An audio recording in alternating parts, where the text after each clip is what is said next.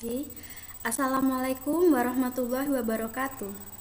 Perkenalkan, nama saya Nailil Hidayatur Rohmah dan teman saya Dea Ananda Patrika dari kelompok 3. Di sini, saya akan mempresentasikan tentang akhlak mulia sebagai manifestasi ihsan. Yang pertama adalah pengertian dan ciri akhlak mulia. Akhlak dalam Islam bukan hanya sifat yang baik, yang hanya biasa-biasa saja. Akhlak haruslah mulia dan sempurna. Maka akhlak adalah segala perbuatan manusia yang tidak dibuat-buat dan ada akhlak yang baik dan yang buruk. Ciri-ciri akhlak yang baik yaitu: pertama, sikap dan perbuatan yang baik dilakukan sebagai ketaatan kepada Allah. Lalu, sikap dan perbuatan baik terus dilakukan tanpa melihat situasi dan kondisi apapun. Akhlak tidak hanya aturan atau norma perilaku yang mengatur hubungan antar sesama, namun juga hubungan manusia dengan Tuhan, bahkan dengan alam semesta.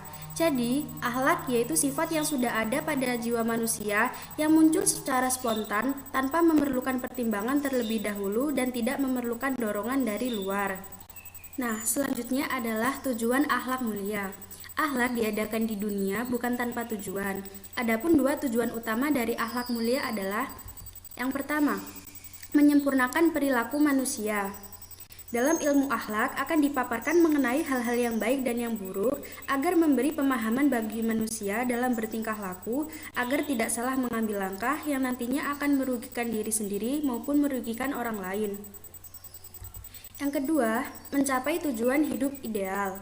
Setelah memahami mengenai konsep baik dan buruk, tentunya secara naluriah kita akan berusaha untuk meninggalkan keburukan dan selalu berusaha menuju kebaikan.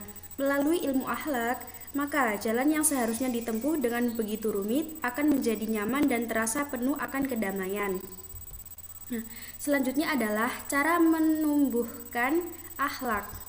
Yang pertama, membersihkan hati serta mensucikan hubungan dengan Allah Subhanahu wa Ta'ala. Yang kedua, memperhatikan seluruh perintah dan larangan agama. Yang ketiga, belajar melawan kehendak diri dan menaklukkannya kepada kehendak Allah.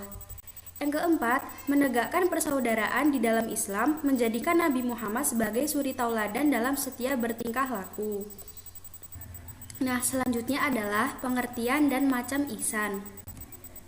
Ihsan yaitu perilaku seseorang yang menyembah Allah Subhanahu wa Ta'ala dan seolah-olah ia melihatnya. Dan jika ia tidak mampu melihatnya, maka orang tersebut akan membayangkan bahwa sesungguhnya Allah Subhanahu wa Ta'ala melihat segala perbuatannya. Ihsan dapat dibagi menjadi dua, yaitu ihsan Allah atau yang dilakukan oleh Allah dan ihsan manusia atau yang dilakukan oleh manusia. Yang pertama adalah ihsan Allah, yaitu kebaikan Allah menciptakan makhluknya dan alam semesta. Yang kedua adalah ihsan manusia, yaitu perwujudan kepatuhan terhadap Allah, yaitu menciptakan nilai tambah dan melaksanakan ketaatannya, serta selalu berbuat baik kepada sesama manusia. Selanjutnya ada ciri-ciri ihsan, yaitu yang pertama adalah adanya rasa kasih sayang kepada semua makhluk Allah tanpa pilih kasih. Yang kedua, qalbu salim atau hati bersih. Yang ketiga, tidak ada kebencian di hatinya, tidak menebarkan kebencian dan permusuhan sesama umat. Yang keempat, menyayangi manusia lain sebagaimana menyayangi diri sendiri. Yang kelima, mencintai Allah Subhanahu wa Ta'ala dan Rasulullah Shallallahu alaihi wasallam melebihi keluarga dan bumi seisinya. Nah, selanjutnya ada aspek pokok dalam ihsan, yaitu yang pertama adalah ibadah. Sebagai seorang muslim, kita berkewajiban untuk beribadah, yaitu dengan menunaikan semua jenis ibadah seperti sholat, puasa, haji dengan cara yang benar, yaitu menyempurnakan syarat, rukun, sunnah, dan adabnya. Yang kedua adalah muamalan. Kita berkewajiban menyembah Allah dan jangan sampai kita mempersekutukannya dengan sesuatu pun. Dan selalu berbuat baik kepada orang tua dan kerabat terdekat. Yang ketiga adalah akhlak. Ihsan dalam akhlak sesungguhnya merupakan buah dari ibadah dan muamalan. Seseorang akan mencapai tingkat ihsan dalam akhlaknya apabila telah melakukan ibadah seperti yang diharapkan Rasulullah Shallallahu alaihi wasallam, yaitu dengan benar dan ikhlas karena Allah Subhanahu wa Ta'ala.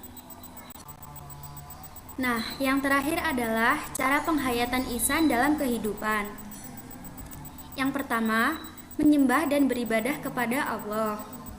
Yang kedua, hubungan baik dengan keluarga, saudara, dan tetangga. Yang ketiga, bersyukur atas nikmat Allah Subhanahu wa taala. Yang keempat, melakukan perkara-perkara yang baik. Nah, sekian presentasi dari saya. Mohon maaf bila ada salah kata. Terima kasih. Wassalamualaikum warahmatullahi wabarakatuh.